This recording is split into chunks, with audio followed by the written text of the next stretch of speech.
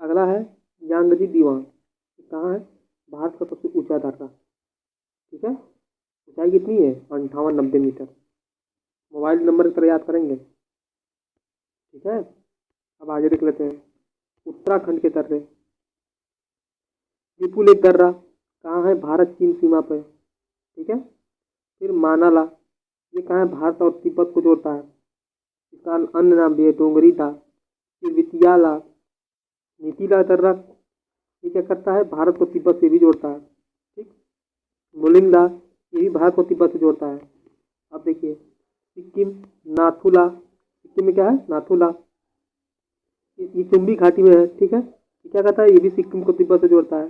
जेलेपाला, सिक्किम को तिब्बत से जोड़ता है। अरुणाचल प्रदेश में बॉमडिल्ला, अरुणाचल प्रदेश को लाहास जो है ना, तिब्बत से जोड़ता है। ठीक, बस इतना ही पूछा गया अब तक। अब बाकी आपको ज़्यादा जानकारी देना है भाई तो एनसीईआरटी पढ़ लीजिए। एनसीईआरटी में भी इतना ही है, उससे ज़्यादा नहीं है, हमने देख लिया। यांगप्पा, इसके निकट क्या करती है? ब्रह्मपुत्र नदी प्रवेश करती है। ठीक है, यांगसाला, ये रहा आपका यांगसाला, यहीं पे क्या करती है? ब्रह्मपुत्र नदी प्रवेश करती है। मैंने सब कुछ लगा दिया, इधर देखिए मैप में, किला का लगा दिया, रोहतांग का लगा दिया, बारालाचक लगा दिया, बनिहाल का लगा दिया। इसमें सब दर्रे के नाम है, लेकिन आपको पढ़ना है जरूरी। आप कहेंगे कि नहीं पूरा हमने छोड़ा है, हमने लगाने की सब कुछ लगा दिया है, लेकिन जो आए उसी को हमने लिखा है।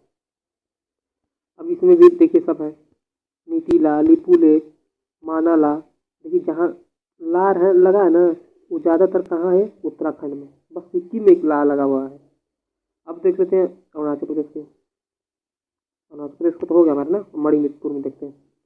टूजू, ये क्या है? इम्फाल में क्या करता है? मणिपुर को म्यांमार से जोड़ता है। महाराष्ट्र में पश्चिमी घाट में देख लेते हैं, पश्चिमी घाट में है, इधर है थाल घाट, अभी देखे हैं। मुंबई से नागपुर को जोड़ता है। ठीक, और कोलकाता रेल मार्ग तथा सड़क मार्ग है।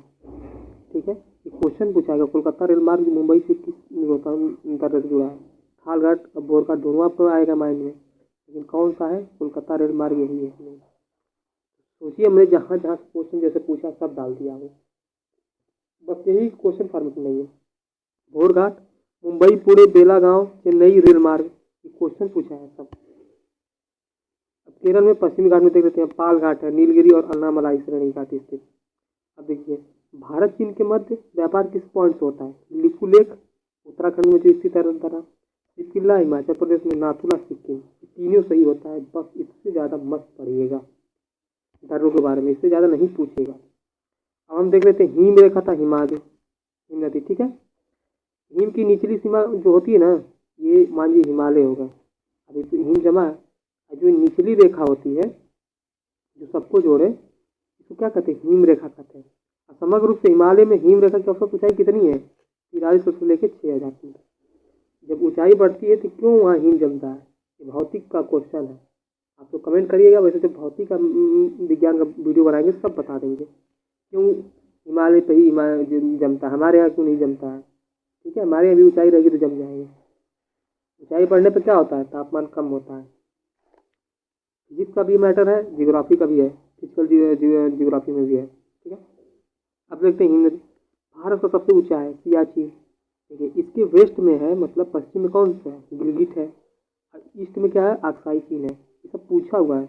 इसके दक्षिण में ले और नुब्रा घाटी है। ये कहाँ स्थित है? काराकोरम श्रेणी में, ट्रांस हिमालय का भाग है। भारत का सबसे बड़ा ग्लेशियर पता है ना, विश्व में दूसरा सबसे बड़ा है। पहला कौन सा? कमेंट करिए, विश्व में बताए हैं। अब देखिए बियाफी है, बियाफो है, ये नहीं है फो।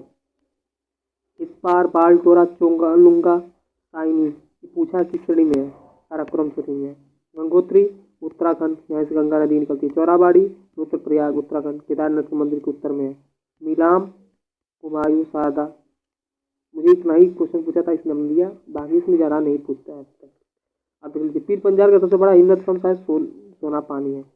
बड़े हिमनदों के अवशेष मिलते हैं पीर पंजाल और धराधर, इन्हीं दो श्रेणी में ज़्यादा हिमनद पाए जाते हैं। जम्मू ग्लेशियर सिक्किम और नेपाल में। ठीक है, ऊंचाई उधर ही तो वहीं मिलेगा, थोड़ी नहीं कि हमारे महाराष्ट्र में मिलेगा। अब देख लेते हैं पठार, वेरी इंपॉर्टेंट। ठीक है, अब देखते हैं दक्कन का पठार। देखिए पहले मैप में देख लेते हैं। ठीक है, दक्कन का पठार कहाँ है? ये जो आपका एरिया है ना,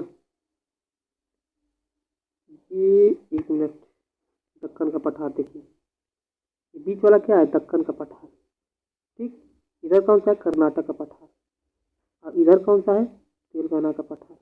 और तीनों को मिला देंगे जब, ये दंड कारण का भी पठार जब मिला देंगे तो क्या हो जाएगा पता है आपको? यही है, अभी हम बताएं इसको सबको मिला करके। 1 मिनट, अभी बता देंगे नाम याद है, प्रायद्वीपी पठार बोला जाता है, प्रायद्वीपी पठार। कुछ शब्द भूल जाते हैं पढ़ाते समय, तो उसके लिए माफ़ी चाहेंगे आपसे, क्योंकि शब्दावलियाँ ही है, क्वेश्चन रहता तो सब आ जाता। अब देख लीजिए दक्कन का पठार, देख लीजिए महाराष्ट्र और कर्नाटक में है, त्रिभुजाकार में है, कुछ गुजरात में भी इसका अंश आता है। ठीक, यही है मुख्य भाग दक्कन ट्रैप के द्वारा कि कैसे क्रिटेशियन युग के दौरान अत्यधिक ज्वालामुखी ठीक उद्भवन हुआ, विशाल चट्टानें हुई, फिर इसका पक्षा और पतन हुआ, काली मिट्टी का निर्माण हुआ। काली मिट्टी के निर्माण में कौन सा सबसे ज़्यादा फसल उगती है, कपास। वहाँ जाएंगे महाराष्ट्र में ज़्यादा, तो इसलिए काली मिट्टी है। कैसे उसका उद्भवन हुआ है, ज्वालामुखी, इसलिए उपजाऊ भी है। ज्वालामुखी से बहुत मतलब कि ज़्यादातर मेटल ही निकलते हैं। अब देख लेते हैं अगला, दंड कार्य का क्षेत्र। इसका विस्तार कहाँ है, उड़ीसा, छत्तीसगढ़, आंध्र प्रदेश, तेलंगाना और महाराष्ट्र में। ठीक है, दंड कारण का ये रहा ना, ये छोटा सा एरिया लेकिन सबको टच करता है दंड कारण। ये मैंने राज्य के हिसाब से भी दिया है और ये से भी दिया है। 1 मिनट, ये रहा, देख लीजिए इधर क्या है, देखिए इधर आपका उड़ीसा भी हो गया, ठीक, ये छत्तीसगढ़ भी हो गया, ये आंध्रा भी हो गया, ठीक है, और इधर तेलंगाना भी हो गया। और तेलंगाना का पठार आई, मालवा का पठार अरावली विंध्य श्रेणी के मध्य में है। ये मालवा जो है ना, इधर आपका आता है, आपका सब वो अरावली आता है, इधर आपका विंध्य आती है। ठीक है, इसका अधिकांश भाग का नाम क्या है, मध्य उच्च भूमि। मध्य उच्च भूमि में क्या क्या सब दिखाएंगे आपको, ये सब क्वेश्चन पूछा है। विस्तार मध्य प्रदेश और राजस्थान में। कर्नाटक का पठार धारवाड़ क्रम की चट्टानें हैं। ठीक है, ऊंची चोटी को देवमुख लॉ इसके लिए जाना जाता है। बाबा बदून की पहाड़ी इसी पे स्थित है। बाबा बदून की पहाड़ी पर किस चीज़ की खेती होती है, कमेंट करिए, फसल में बताएंगे। इसलिए ज़्यादा नहीं कुछ पूछा गया है पठारों में भी। छोटा नागपुर पठार, इसके बारे में ज़्यादा कुछ पूछा गया, इसमें ज़्यादा लिख दिया, तो पूछा सब। तो भारत का रूर कहा जाता है। ठीक है, इसकी सबसे ऊंची चोटी कौन सी है, पारसनाथ, कितना है, 1366। मध्य उच्च भूमि का भाग इसको बोला जाता है।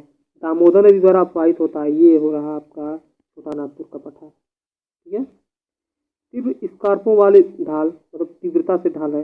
इसमें क्या क्या पाया जाता है, कोयला, लौह, अयस्क, मैग्नीज।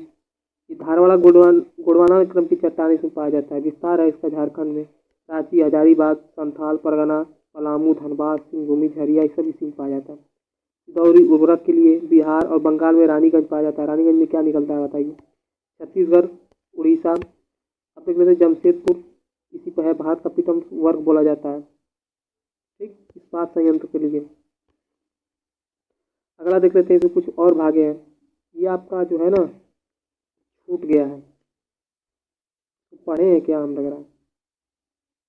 ठीक है, मेघालय का पठार है, देख लेते हैं। उसमें हम उसमें हम पहाड़ियाँ देखे थे। ये पृथ्वी पठार के भाग से कारण ही इसका निर्माण हुआ है। प्रायद्वीपीय पठार के भाग से ही हुआ है। इसके द्वारा मालदा के द्वारा अलग होता है। पहाड़ी वही है, गारो काशी जयंतिया। आर्कियन निशिस्ट और चट्टानों का विस्तार है। कोला लौ अयस्क में निक्षेप है। प्रीकैम्बियन काल की भूमि गर्भित घटनाओं से निर्मित है। उपकरमंडी सदाबहार बन पाए जाते हैं। देखिए क्या है ना, जब पहाड़ी एक बार देख रहे हैं, एक बार जब पठार देख रहे हैं, तो भाई पठार कौन कौन से हैं नाम आ जाएगा, आप कहेंगे कि नहीं बताएं, इसलिए यहाँ पठार भी है। इसको पठार और पहाड़ी में क्या अंतर है आप कमेंट करिए, इसको हम बता देंगे। पठार किसको कहा जाता है, पहाड़ी किसको कहा जाता है। ठीक है, अब देख लेते हैं तटीय भाग। निर्माण इसका कैसे हुआ, महासागरीय जलधारा और नदियों के निक्षेप से उत्थान और निमजन हुआ है। उत्थान मतलब क्या होता है, ऊपर बढ़ना। निमजन मतलब गारा भाग। भारत की तटरेखा कितनी है, देख लीजिए, कुल लंबाई 75-16। तट रेखा है ना पूरा, इससे सब मिला जुला के।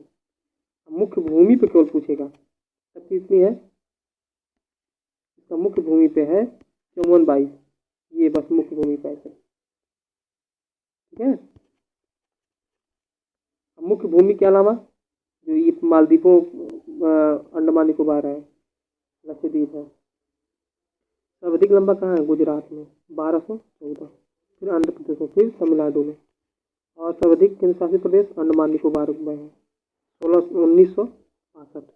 देखिए सबसे बड़ा पूछ देगा तो अंडमान निकोबार है, लेकिन राज्य भी पूछेगा तब गुजरात है। सबसे कम गोवा में है इसकी लंबाई, ठीक। और पुदुचेरी का केंद्र शासित प्रदेश सबसे छोटा है केंद्र शासित प्रदेश में। विस्तार इसका 9 राज्यों में है। देखिए कौन कौन? गुजरात हो गया, इधर महाराष्ट्र हो गया, इधर गोवा हो गया, फिर कर्नाटक हो गया, फिर तमिल हो गया, ठीक, फिर आंध्रा, उड़ीसा, फिर पश्चिम बंगाल हो गया ना। 3 1 4 4 4 8 1 9, ठीक है। उड़ीसा के बाद ये पश्चिम बंगाल भी है, ठीक। अब तटीय सीमा देख लेते हैं। देखिए तटीय सीमा 3 ओर से है हमारी, एक बंगाल की खाड़ी, पश्चिम अरब सागर की खाड़ी, देखिए इधर बंगाल की खाड़ी है, इधर अरब सागर की खाड़ी है, और दक्षिण में क्या है? महासागर है, हिंद महासागर। ये इधर देखिए अंतः स्थल से सागर की ओर निकला भाग मिलाने वाली रेखा को क्या कहता है? आधार रेखा। अंतः स्थल है, सागर की ओर निकले वाले भाग को क्या कहते हैं? आधार रेखा। अब आधार रेखा थोड़ा देख लीजिए, बहुत वेरी इंपॉर्टेंट है। देखिए आधार रेखा जो है, देखिए ये भारत का कटा हुआ छठवां भाग है कि नहीं? भारत का है, ये कटा छठा है ना। अब बताइए, अब ऐसी थोड़ी ना कि ऐसी नाप देंगे, जब नापना तो ऐसी सीधी रेखा खींची जाती है, इसलिए मतलब एक काल्पनिक। और इसके बाद फिर एरिया को, यही क्या कहा जाता है? इसको हम आधार रेखा, इसको जोड़ने का काम करती है, ठीक। इधर से ऐसे जोड़ा जाता है, जो बीच में आ जाएगा वो ठीक है। मतलब ये स्थल ये इधर रहेगा थोड़ा सा, समझे? अब देखिए क्षत्रिय सागर कहाँ तक है? क्षत्रिय सागर देखना 12 सेमी, आधार रेखा से 12 समुद्री मील, ठीक है। और उसको क्या कहा जाता है? प्रादेशिक जल क्षेत्र भी कहा जाता है, मतलब प्रदेश अपना उपयोग कर सकते हैं जो राज्य है। अब देखिए 1 नॉटिकल मील में कितना होता है लंबाई? 1.852 किलोमीटर 1 नॉटिकल मील में। हम ये सब मील पढ़ रहे हैं, 12 समुद्री मील, ठीक है। मैप देख लीजिए। अगला हमारा संलग्न क्षेत्र, संपित नहीं होगा, संलग्न क्षेत्र, ठीक है। ये कितना है? आधार रेखा से 24 समुद्री मील, यानी कि 12 के बाद जो नॉटिकल मील के बाद दूरी है वो क्या है? संलग्न क्षेत्र। अब पूरा माना जाता है। अब इसमें क्या काम कर सकते हैं? प्रदूषण नियंत्रण का अधिकार है, इमिग्रेशन कानून का लागू करने का अधिकार है। अन्य क्षेत्र आधार रेखा से 200 किलोमीटर दूर, यानी कि 24 के बाद शुरू होता है, लेकिन 200 कहाँ तक जाता है? 200 समुद्री मील दूरी तक। इसमें सर्वेक्षण कर सकते हैं, खनन कर सकते हैं, संरक्षण कर सकते हैं, अनुसंधान आदि का अधिकार है, ठीक। अब देख लेते हैं आंतरिक जल, जो स्थलीय और भाग एवं आधार रेखा के मध्य होती है उसे क्या कहते हैं? आंतरिक जल। अब इसको हम क्या कहेंगे? आंतरिक जल कहेंगे। ये जो भाग है ना मैथ में, देखिए ये वाला भाग आंतरिक जल कहेंगे, ये आधार रेखा ऐसे गुजर रही है। अब देख लेते हैं सभी तट को हम देखेंगे। पश्चिमी तट अरब सागर के बीच स्थित संकीर्ण क्षेत्र को देखेंगे, ठीक है। सबसे पहले हम देखते हैं गुजरात, ठीक है। इसको काठीवाड़ा का क्षेत्र बोला जाता है। लंबाई कितनी है? 1200, सबसे ज़्यादा लंबा है यही तट रेखा। फिर साबरमती, इसमें आगे नदी मिल रही है। माही नदी जलोढ़ के निक्षेप से तट के पीछे हटने से बना है, मतलब कि ये नदियाँ आगे मिलती हैं, ठीक है, उन्हीं के निक्षेप से बना है। इसमें प्रमुख बंदरगाह कौन सा है? कंडाला है, जो सबसे प्राचीन ज्वारी के बंदरगाह बोला जाता है, ठीक। अरोखा, भरोज, सूरत भी इसमें है। नमक का उत्पादन यहाँ से किया जाता है ज़्यादातर। गिर और आरूसन की पहाड़ियाँ पाई जाती है। जो गिर है ना, गिर, मांडवा, ये भी देखिए छूट गया हमारा, सॉरी सॉरी। इसका क्रम याद कर लीजिए, क्रम पूछता है। देखिए सबसे पहले उत्तर में मांडव पहाड़ी, फिर गिरनार पहाड़ी, फिर गिर पहाड़ी, ठीक है। यहीं पे आरूसा की पहाड़ी भी है। अब देखिए कोरी क्रिक एवं सर क्रिक जैसी निवेशिका पाई जाती है, ठीक है। अब देख लेते हैं कोकड़ो तट कहाँ है? उत्तरी भाग। कहाँ से? दमन, कभी कभी मुंबई भी दे देता है, मुंबई से गोवा तक ये है रहा। ये देख लीजिए कोकड़ो तट, खुद से बना के मैंने अपलोड किया है। सोचिए कितना मेहनत की है इस क्लास के लिए। मानेंगे नहीं, 10 दिन लग गया है तैयार करने में। ठीक है। देखिए उत्तरी भाग दमन या मुंबई से गोवा तक, इसमें कौन कौन से बंदरगाह पाए जाते हैं? मुंबई, जवाहरलाल नेहरू, मरमुगाओ बंदरगाह। समकालीन जलवायु इसमें पाई जाती है, मतलब कि तापमान तापांतर का कम रहता है। अगला है कनारी, कहाँ से? गोवा से कर्नाटक तक, लंबाई 525 किलोमीटर, चौड़ाई कितनी? 8 से 24 किलोमीटर। सबसे सकरा तटीय मैदान है। इसमें फसल कौन कौन सी? काजू, कहवा, सुपारी। ठीक है। अगला है मालाबार तट, दक्षिणी भाग है, मैंगलोर से लेकर कन्याकुमारी तक। इसकी लंबाई कितनी है? 550 किलोमीटर, कर्नाटक से लेकर केरल तक। इसमें कौन कौन सी झील पाई जाती है? लंगूर झील, लेटराइट मिट्टी, गर्म मसाले तथा रबड़ सिकुड़ा नारियल के लिए। ठीक है। अगला मालाबार तट पर ये मोनोजाइट के रेत थोरियम पाए जाते हैं। केरल वाला स्थान है वहाँ पे पाए जाते हैं थोरियम। फिर कोचीन बंदरगाह यहीं पे पाया जाता है, ये रहा कोचीन। ठीक है। जो जापान की सहायता से निर्मित ये सबसे बड़ा शिप यार्ड है। ठीक है। अब पूर्वी तट देख लेते हैं।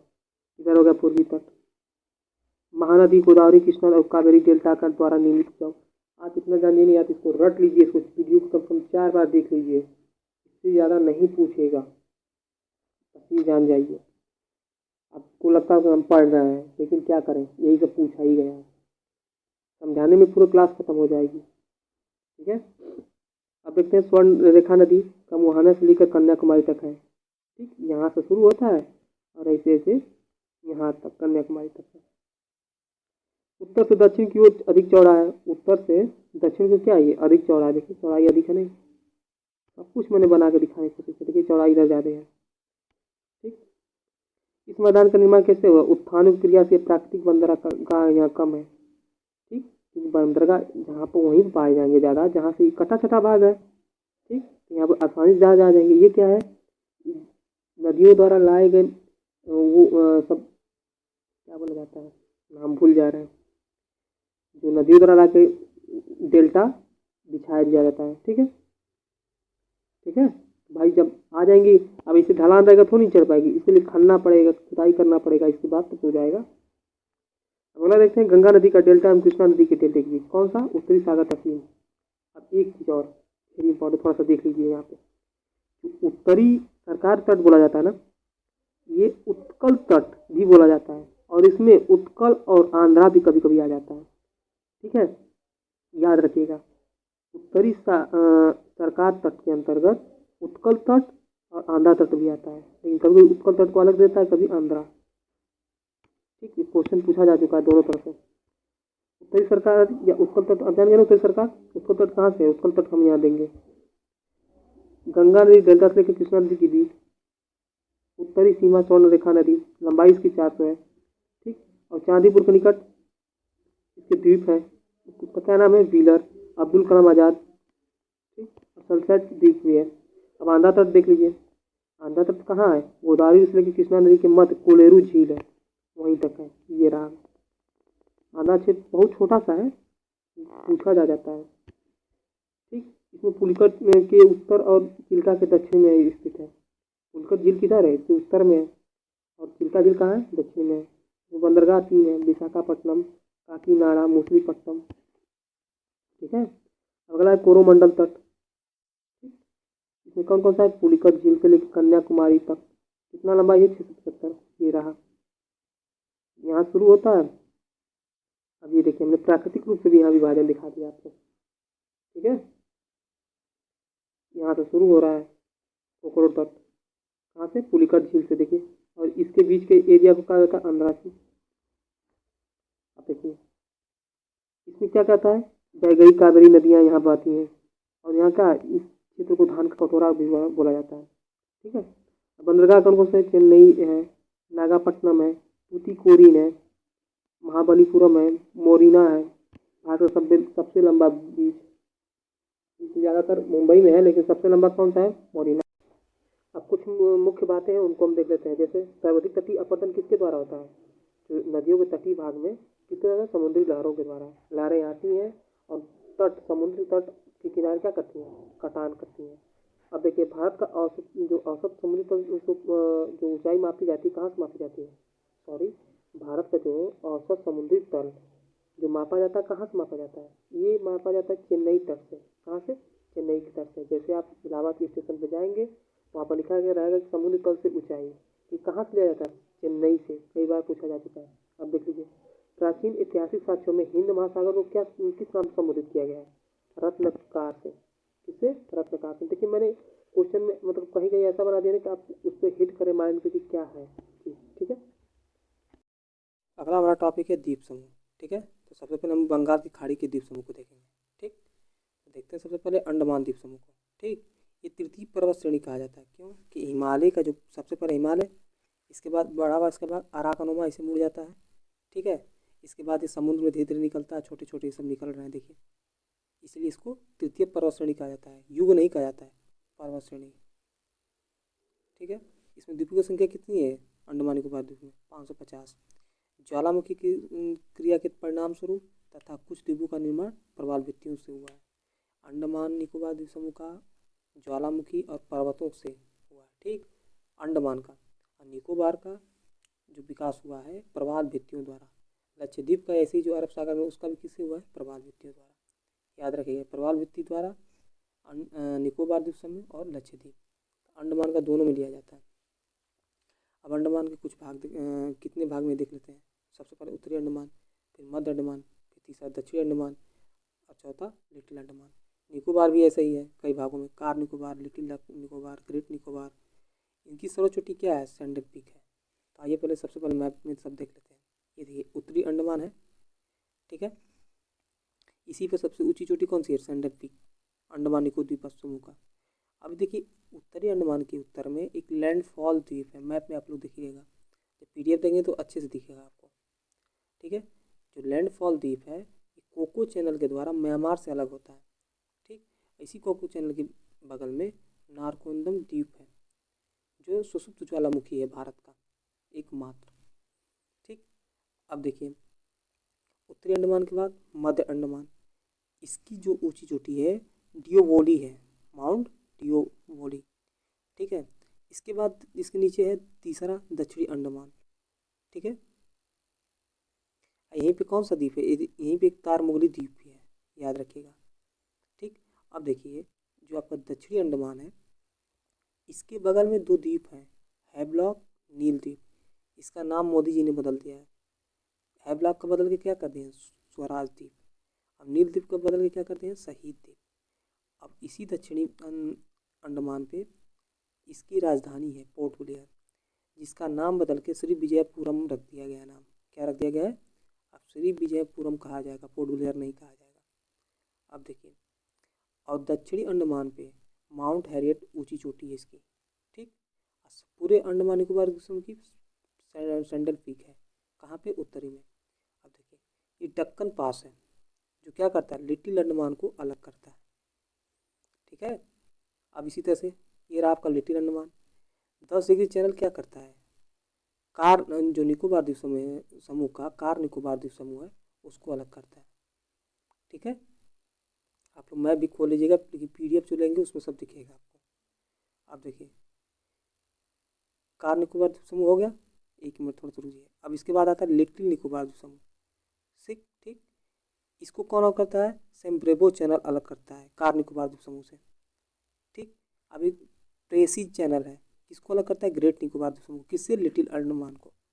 ठीक, अब इसी के बाद आपको मिलेगा कैम्ब्रेल की खाड़ी। ठीक है, 6 डिग्री चैनल किसको अलग करता है? ये सुमात्रा जो है ना इंडोनेशिया का, उसको अलग करता है 6 डिग्री चैनल। ठीक, तो 6 डिग्री चैनल अलग करता है सुमात्रा को।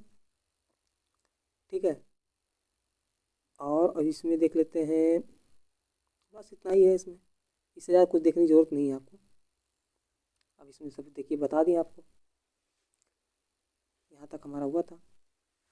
अब देख लेते हैं इसमें वर्षा कितना होता है?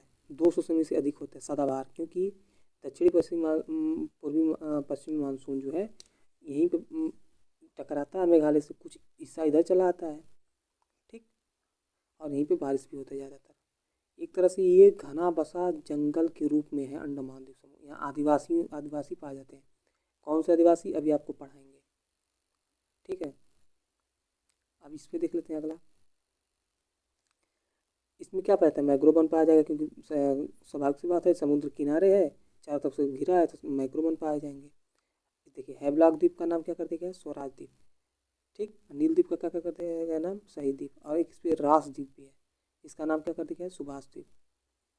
ठीक, अब देखिए बैरम द्वीप, इसी पे बैरम ज्वालामुखी एक है जिसका नाम है बैरम ज्वालामुखी। ठीक है, कहाँ पे, बैरम द्वीप पे।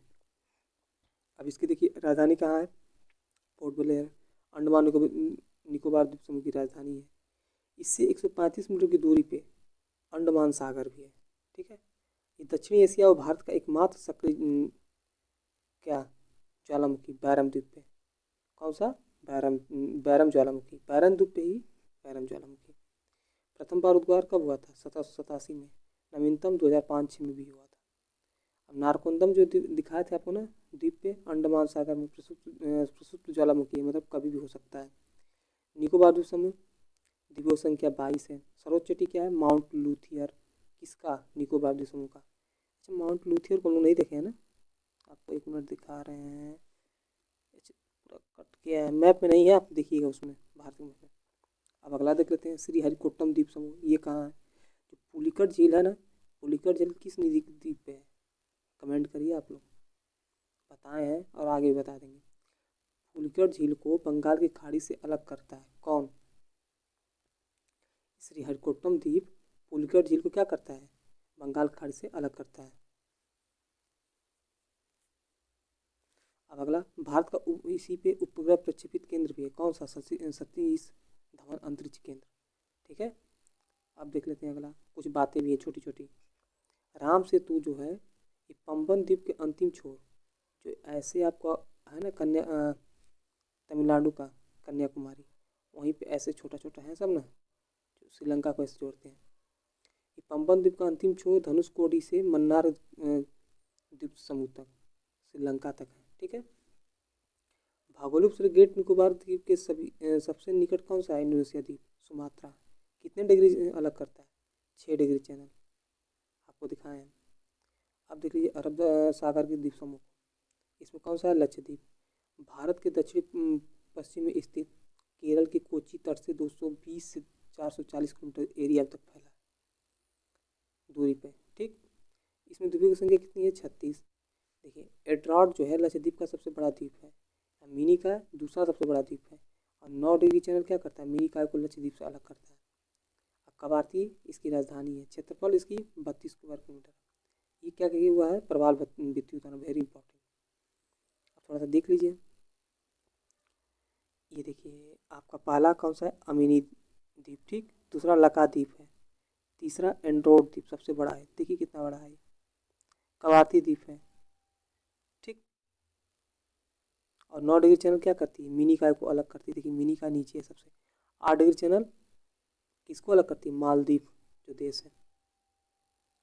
ठीक है, तो आप लोग याद रखिएगा कौन कौन सा, 6 डिग्री, 8 डिग्री, 9, 10, सब याद रखिएगा और लिखिए भी नीचे। अगला देख लेते हैं, एलिफेंटा द्वीप, ये कहाँ है, जो गेटवे ऑफ इंडिया मुंबई से 10 किलोमीटर की दूरी पे है, यानी कि महाराष्ट्र में पड़ता है और मुंबई के बगल में। अब देखिए सालसेट द्वीप पश्चिमी तट पर है, मुंबई एवं थाने जो नगर है इसी द्वीप पर स्थित है। ठीक है, अब कुछ बातें भी हैं, देख लीजिए। ये जितनी भी सब बातें बता रहे हैं सब क्वेश्चन में पूछा गया है, प्री लेवल तक समझ जाइए कि प्रीवियस ईयर महत्वपूर्ण है कोई चीज़ पढ़ने के लिए, और उससे भी जो एनसीईआरटी में मिला हुआ हमने उसको ऐड कर दिया है। आपको 20 रुपये का मात्र पीडीएफ मिलेगा, आप ले लीजिएगा, क्योंकि जो टाइप करने में बहुत मेहनत लगा है, और इतने सारे आप देख ही रहे हैं मैप भी ऐड किए हैं, हर टॉपिक पे मैप है। अगला है, भारत में प्रवाल भित्ति पाए जाते हैं कहाँ कहाँ पे, देख लीजिए, लक्षद्वीप, अंडमान निकोबार द्वीप समूह, मन्नार की खाड़ी में, कच्छ की खाड़ी में। कच्छ की खाड़ी कहाँ है, जैसे गुजरात जो है यहाँ पे। अब महाराष्ट्र में पाया जाता है। द्वीप पर निर्मित भारत का सबसे बड़ा नगर कौन सा है, मुंबई। किस द्वीप है, सालसेट। ठीक है, सर क्रीक विवाद भारत और पाक के मध्य है। अब ये देखिए कोको चैनल अलग करता है किसको, उत्तरी अंडमान को और कोको द्वीप समूह, जो कोको है ना द्वीप है किसका, म्यांमार को। दक्कन पास दक्षिणी अंडमान को और लघु अंडमान को। दक्षिणी अंडमान की तरह लघु अंडमान की तरह सब दिखा दिए, दक्षिणी अंडमान, ये लघु अंडमान। फिर मध्य, फिर ऐसे क्रम याद रखिएगा, क्रम पूछ लेता है कभी। 10 डिग्री चैनल देखिए आ गया ना, लघु अंडमान और कार निकोबार समूह को। 9 डिग्री मिनी का और लक्षद्वीप को। 8 डिग्री मिनी का और भारत के मालदीव को। अब कुछ राज्यों के बारे में देख लेते हैं, ठीक है। भारत के राज्य, केंद्र शासित प्रदेश। भारत में कितने राज्य हैं? 28 और 8 केंद्र शासित प्रदेश हैं। कब की डाटा है? 26 जनवरी 2020 को। राष्ट्रीय राजधानी क्षेत्र के अंतर्गत कौन कौन से आते हैं एरिया, मतलब कि राज्य? दिल्ली, हरियाणा के क्षेत्र, उत्तर प्रदेश के क्षेत्र, राजस्थान के क्षेत्र, ठीक है। अब इसमें सबसे बड़ा राज्य कौन सा है? राजस्थान, फिर मध्य प्रदेश, फिर महाराष्ट्र, फिर उत्तर प्रदेश, फिर गुजरात है। अब बड़े राज्यों में जनसंख्या में उत्तर प्रदेश, महाराष्ट्र, बिहार, पश्चिम बंगाल। उत्तर प्रदेश में सबसे ज़्यादा राज्यों और केंद्र शासित प्रदेश के साथ 8 राज्य और केंद्र शासित प्रदेश लगते हैं। जो उत्तर प्रदेश है ना, उससे 8 राज्य और 1 केंद्र शासित प्रदेश की सीमा लगती है, ठीक है। बिहार का क्षेत्रफल 12वां स्थान है और जनसंख्या में तीसरा है। 7 बहनों वाला राज्य, ऐसे आपको दिखाया था ना, ऐसे देखिए। उत्तरी पूर्वी जो राज्य है ना, अरुणाचल प्रदेश, असम, मेघालय, मणिपुर, मिजोरम, नागालैंड, त्रिपुरा, इनको क्या कहा जाता है? 7 वाहनों का। और असम भी इसी में। उत्तर प्रदेश के बाद सबसे अधिक सीमांत, हाँ असम तो है ना, हाँ है यहाँ पे। देखिए असम जो है उत्तर प्रदेश के बाद सबसे अधिक सीमावर्ती वाला, 6 जो इसकी बहनें बोली जाती हैं और एक पश्चिम बंगाल से इसकी सीमा लगती है। 6 बहनें, मतलब वो जो है सातों को मिला के 7 बहनों वाला राज्य बोला जाता है, ठीक है। अब देखिए सिलिकॉन स्टेट किसको कहा जाता है? कर्नाटक को। क्वेश्चन पूछा जा चुका है। सिलिकॉन वैली राजधानी बेंगलुरु।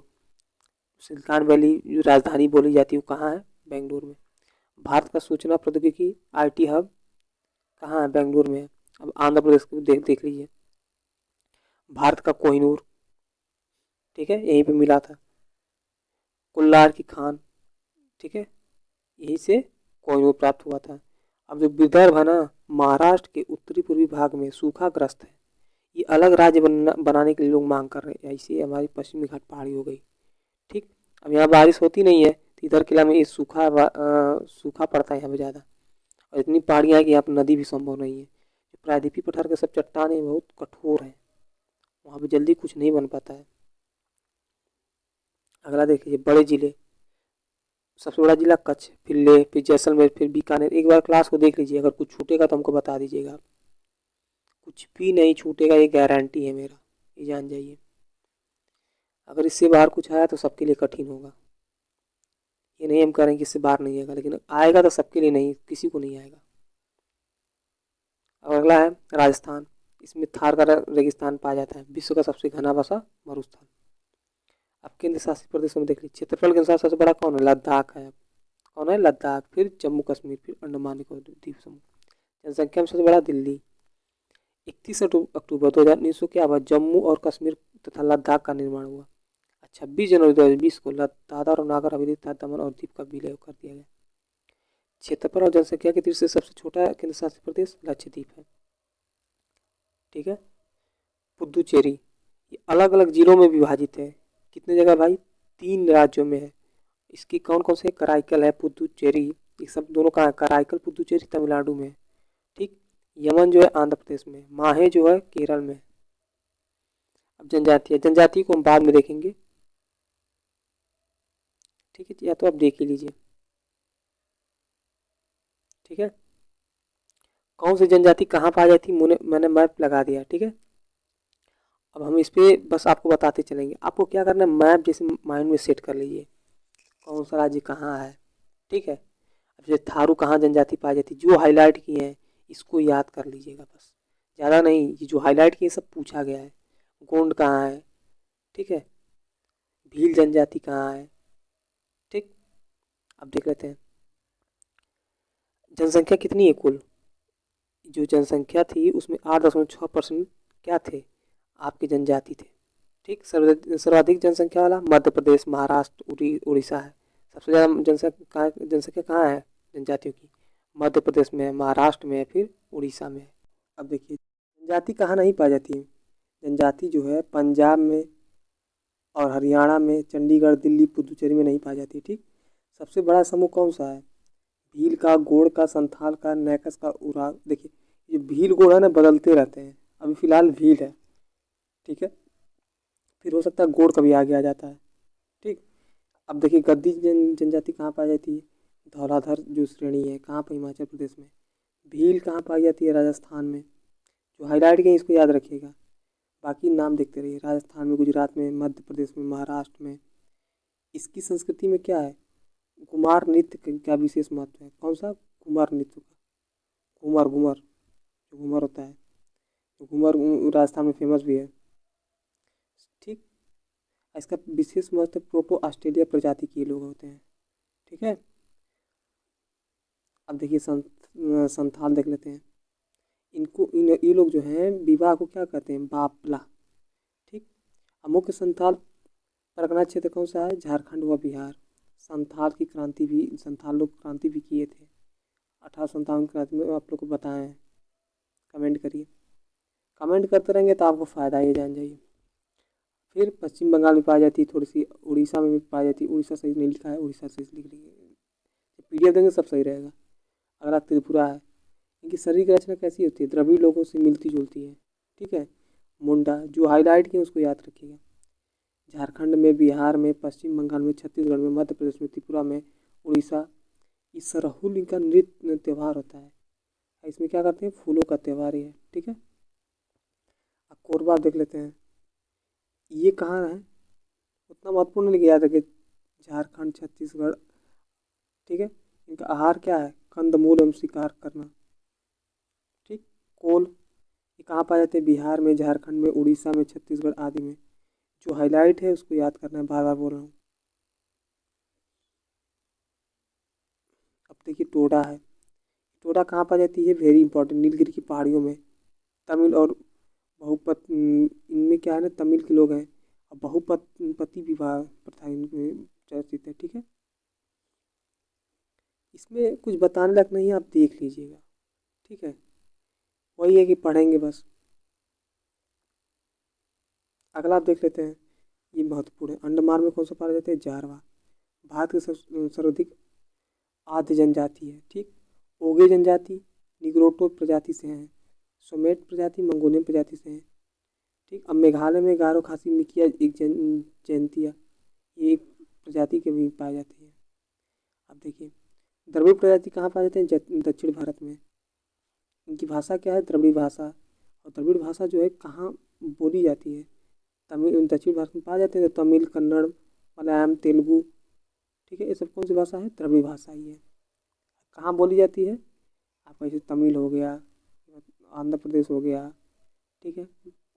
इसके बाद कर्नाटक में बोली जाती है कन्नड़, ठीक। तेलंगाना हो गया। अब कुछ बातें भी देख लीजिए। भारत में एकमात्र मानव कपिच श्वेत कौन सा है? भौगिप्पन। कहाँ है? असम में। मानवीय गतिविधि निषिद्ध है जारवा जनजाति क्षेत्र में। रसोई को लाल बंगला भूया जनजाति कहते हैं लोग। ये भूया जनजाति है, रसोई को लाल बंगला कहते हैं। आजीविका का मुख्य आहार बांस किसका है? कमार जनजाति का, बांस भी खाते हैं। बिलमा नृत्य का संबंध बौगा जनजाति से। अब गोदना जो है, गोदने वाली जनजाति ओझा, ओझा लोग हैं जो। अब बापला बुपला विवाको संथाल में, ठीक है। अब कुछ भाषाएं भी हैं, देखिए। भारतीय यूरोपीय भाषा इंडो आर्यन बोलावी इसका दूसरा नाम है। क्या है? Indo Aryan. इसमें कौन कौन सी भाषा बोलती है? अंग्रेजी, हिंदी, संस्कृत, मराठी, बांग्ला, गुजराती, पाली, प्राकृतिक आदि। द्रविड़ भाषा समूह में अभी पता है ना, तेलुगु, तमिल, मलयालम, कन्नड़, ठीक, और ओरात, गोंडी। ऑस्ट्रो एशियाटिक समूह में खासी, संथाली, गुडारी, भूमिज आदि ये सब बोली जाती है। सबसे बड़ा भाषी समूह कौन सा है?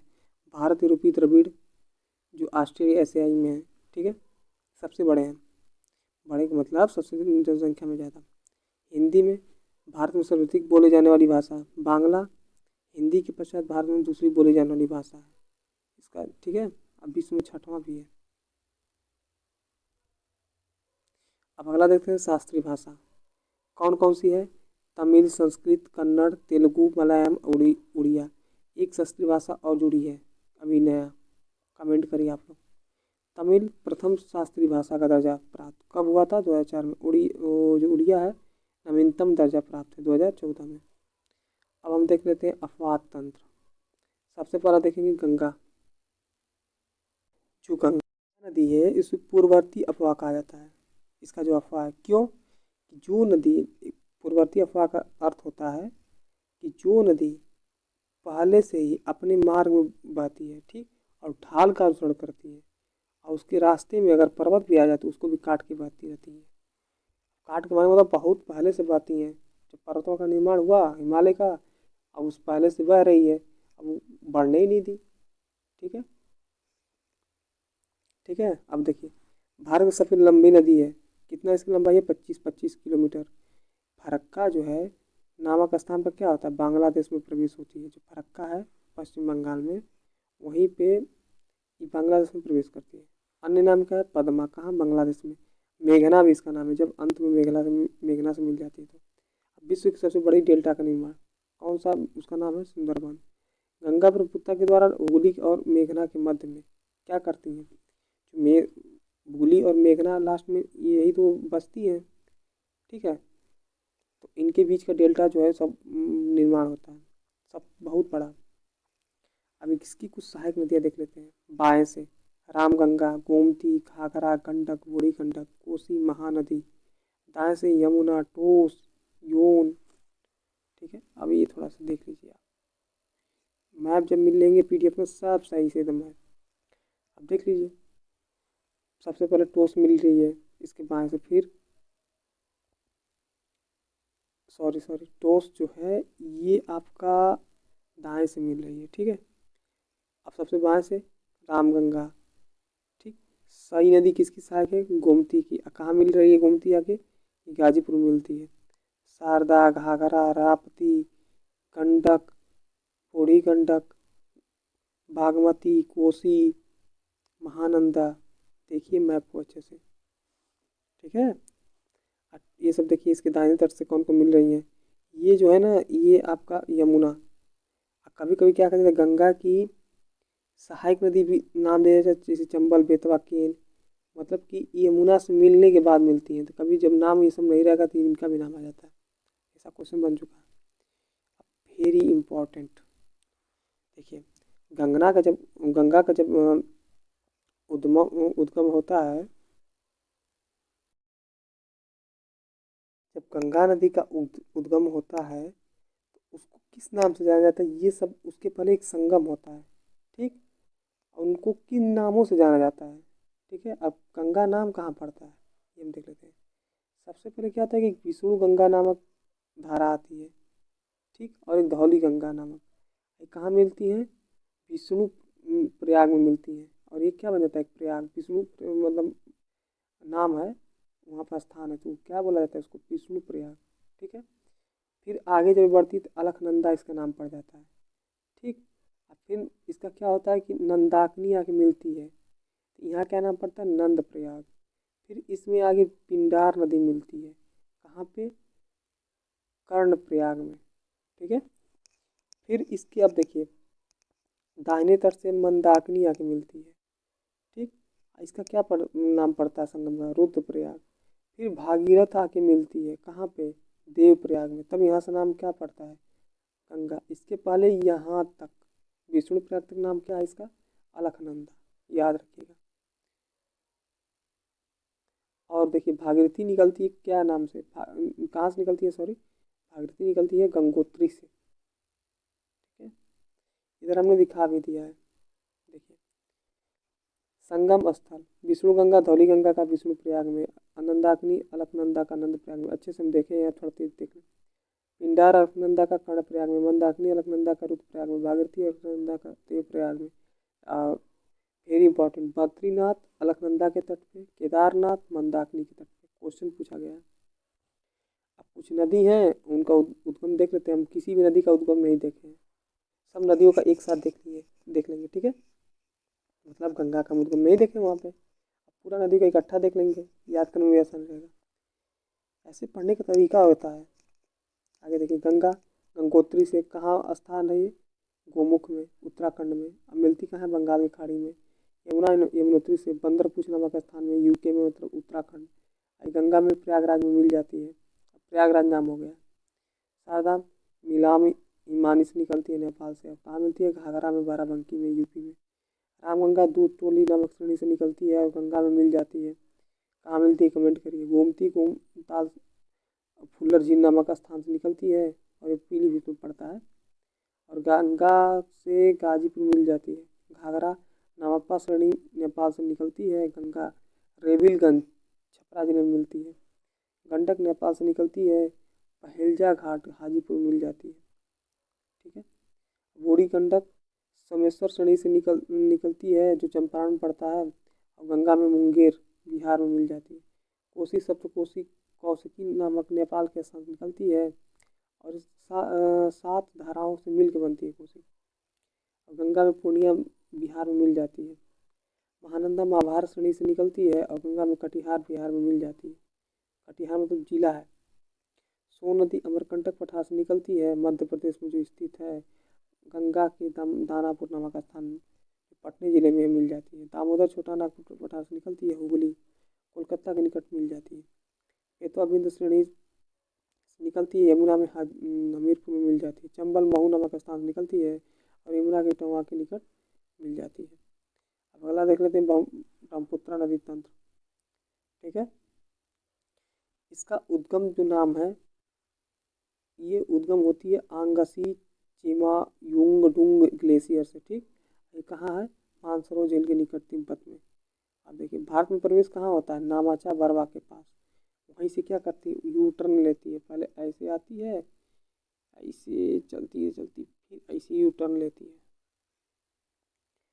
अब देखिए, इसका अन्य नाम है, जैसे यारलुंग सांगपो जंगपो, कहाँ नाम है? तिब्बत में। तिहांग अरुणाचल प्रदेश में। ब्रह्मपुत्रा असम में नाम पड़ता है। जमुना बांग्लादेश में नाम पड़ता है। विश्व की सबसे बड़ी नदी द्वीप कौन सी है? माजुली द्वीप इसी पे है। इसी नदी पर संगम पद्मा का गंगा में होता है। ठीक है। अब देखिए, सहायक नदियाँ कौन से? बाएं से कौन कौन सी मिलती है? दिहांग, दिबांग, लोहित अरुणाचल प्रदेश में। धनसिरी असम में। कापिला और बराक। बराक कहाँ मिलती है? बांग्लादेश में। दाएं से कौन कौन मिलती है? सुबनसिरिया, रंगा नदी, जिया भरेली, कामेंग, मानस, संकोच, रडाग, जलडाका, तीस्ता। एक बात आप लोग याद रखिएगा, ज़्यादा फैक्ट मत याद करिए नदियों में। या अगर नदी के सहायक नदी याद कर लिए ना, तो 50% ऐसे ही खत्म हो जाएगा। यही ज़्यादा पूछ लिया जाता है। तिब्बत पठार से निकलने वाली नदियाँ ब्रह्मपुत्रा, सतलज, सिंधु, मेकांग, हवांग, होयांगसी, सालविन, इतनी निकलती हैं सब तिब्बत पठार से। अब यमुना नदी को देख लेते हैं। यूके हिमाचल प्रदेश में, यूपी दिल्ली और यूपी के वृंदावन, मथुरा, आगरा, इस सब में से होकर बहती है। ठीक है।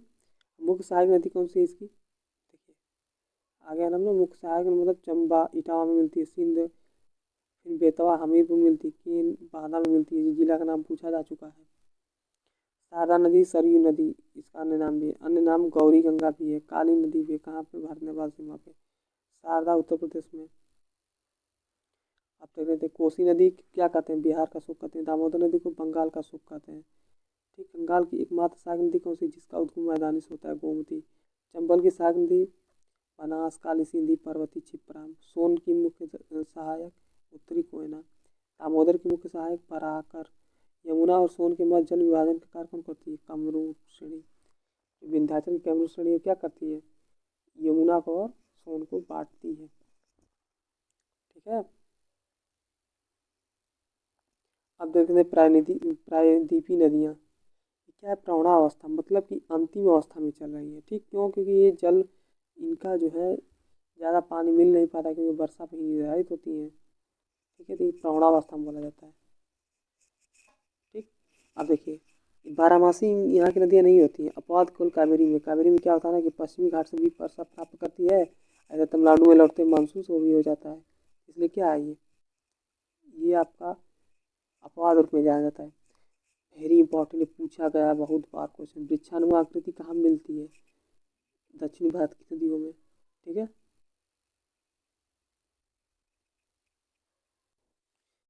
नर्मदा का उद्गम अमरकंटक मध्य प्रदेश में होता है, ये मिल जाती है अरब सागर में। ताप्ती का मुल्ताई जो बैतूल जिले में स्थित है मध्य प्रदेश में, अरब सागर में गिर जाती है। महानदी सियावा पहाड़ी से निकलती है छत्तीसगढ़ में, ठीक है, और बंगाल की खाड़ी में गिर जाती है। गोदावरी त्रिभंकेश्वर नामक स्थान से नासिक में निकलती है महाराष्ट्र में, और बंगाल की खाड़ी में गिर जाती है। कृष्णा नदी महाबलेश्वर महाराष्ट्र से निकलती है, बंगाल की खाड़ी में गिर जाती है। कावेरी ब्रह्मगिरी नामक पहाड़ी से निकलती है कुर्ग जिले में कर्नाटक से, और बंगाल की खाड़ी में गिर जाती है। पूर्व दिशा में बढ़ने वाली नदियाँ कौन कौन सी है, मतलब बहने वाली, बढ़ने हो गया। सुवर्ण रेखा, महानदी, गोदावरी, कृष्णा, मेलार, कावेरी, बोगई, ये सब क्रम है। अरब सागर में गिरने वाली नदियाँ क्या करती हैं कि ज्वारमुक्त मुख का निर्माण करती हैं, ठीक है। इसमें कौन कौन से हैं, मुख्य रूप से नर्मदा है, ताप्ती है, माही है। लूनी पहुँच ही नहीं पाती है, यहाँ घात का निक्षेप नहीं होता है, क्योंकि जो ये नदियाँ हैं ना कगार पे स्थित हैं, ठीक है।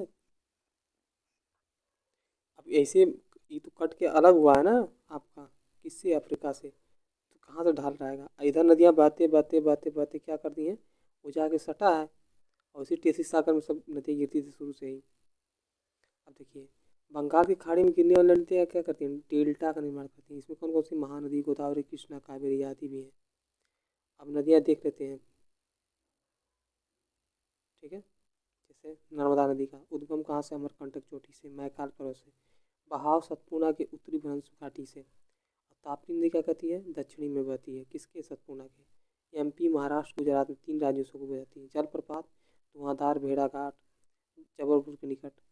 विंध्याचल उत्तर, और सतपुड़ा पर्वत दक्षिण के मध्य। कौन सा, अरब सागर में गिरने वाली प्रायद्वीपीय भारत की सबसे बड़ी नदी कौन है, आपका यही है, कहाँ गई, नर्मदा नदी, सॉरी यही नाम भूल गया। अब देख लीजिए नदियों को नाम, ये देखिए, इसमें इसकी सहायक तो बहुत नदियाँ हैं, लेकिन मेन में बस देखिए, बारगी देख लीजिए, इंदिरा सागर देख लीजिए, इस पे जो डैम बना है, सरदार सरोवर को देख लीजिए, भड़ोच नामक स्थान देख लीजिए, ठीक है। संगमरमर कहाँ बनता है, जो भेड़ाघाट बनता है जलप्रपात वहीं पे, ठीक है। अब ये देखिए, महादेव पहाड़ी है, सतपुड़ा पहाड़ी है, मैकाल है। अभी इसी पे स्थान से निकलती है, कैमूर है इधर। कैमूर क्या करता है, अभी बताएं। विंध्याचल है, ठीक है, सब पहाड़ियों के बीच से होती है। ये भ्रंश घाटी में नदी बहती है, याद रखिएगा। गोदावरी लंबाई कितनी है, 1465 है, प्रायद्वीपीय भारत की सबसे बड़ी नदी है, सहायक नदी इसकी है।